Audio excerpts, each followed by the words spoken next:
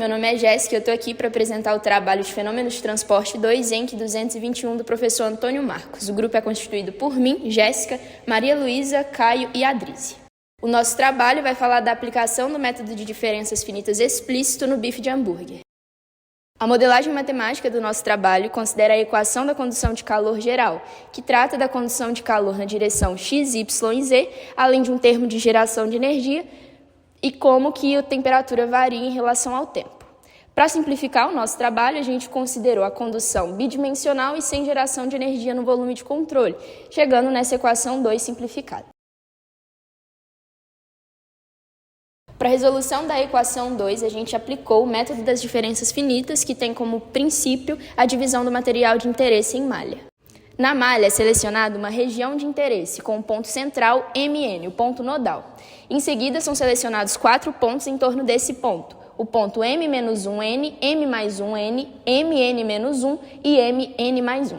Após a seleção do ponto de análise, a gente tem que a resolução da segunda derivada no eixo x é dada por essa equação e a resolução da segunda derivada no eixo y é dada por essa outra equação. Além de uma análise dimensional, é preciso fazer uma análise temporal porque a gente está considerando o nosso regime transiente. Então, a gente seleciona um instante de tempo P em relação ao instante de tempo posterior, P mais 1. Assim, a temperatura varia em relação ao tempo segundo essa equação. Meu nome é Caio e eu vou dar continuação à explicação que a Jéssica já havia começado. Ao longo das simplificações que foram feitas e com o auxílio de alguns métodos numéricos, nós conseguimos deduzir a equação para calcular a temperatura do ponto TMN num tempo futuro, que se dá pelo produto do número de Fourier multiplicado pelas temperaturas em volta desse ponto TMN de interesse, algum produto entre o número de Fourier de Biot e da temperatura do T infinito do fluido, que no caso foi o ar atmosférico, e desse produto entre o ponto nodal TMN no tempo presente e aquele produto entre 1 menos 4 Fourier menos Fourier versus Biot, que inclusive ele é importante para a gente determinar o nosso critério de estabilidade. O número de Fourier e Biot são números adimensionais que nada mais são que ferramentas que nos auxiliam a calcular a temperatura no tempo futuro, porém em regimes transientes, ou seja, são em regimes que há um acúmulo de energia no seu volume de controle. O número de Fourier ele é dado pela razão entre a difusividade térmica do material, que tem como sua unidade metro quadrado por segundo, sobre a distância ao quadrado entre um ponto e outro, enquanto o número de Biot, ele basicamente é a razão entre a resistência à condução e convecção, onde ele é dado pelo produto entre o coeficiente de película, que vem da perda por convecção, e a condutividade térmica, que vem pela perda por condução. Ainda fazendo alguma interpretação sobre essa fórmula da temperatura no tempo futuro, esse termo da nossa equação, ele nos entrega um critério de estabilidade, onde nós assumimos que esse termo ele precisa ser maior ou igual a zero, e da mesma forma, nós isolamos o número de Fourier e achamos uma restrição para esse número, onde nós temos que ele tem que ser menor ou igual à razão entre 1 sobre 4 mais Biot.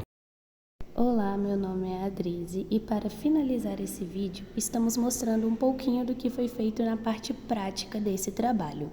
Como vocês já viram ao longo de todo o vídeo, nós utilizamos o bife de hambúrguer como alimento a ser medido as temperaturas à medida que o tempo ia passando.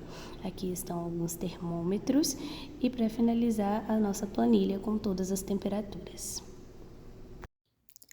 Eu sou a Maria Luísa e irei apresentar os resultados e conclusões do nosso trabalho.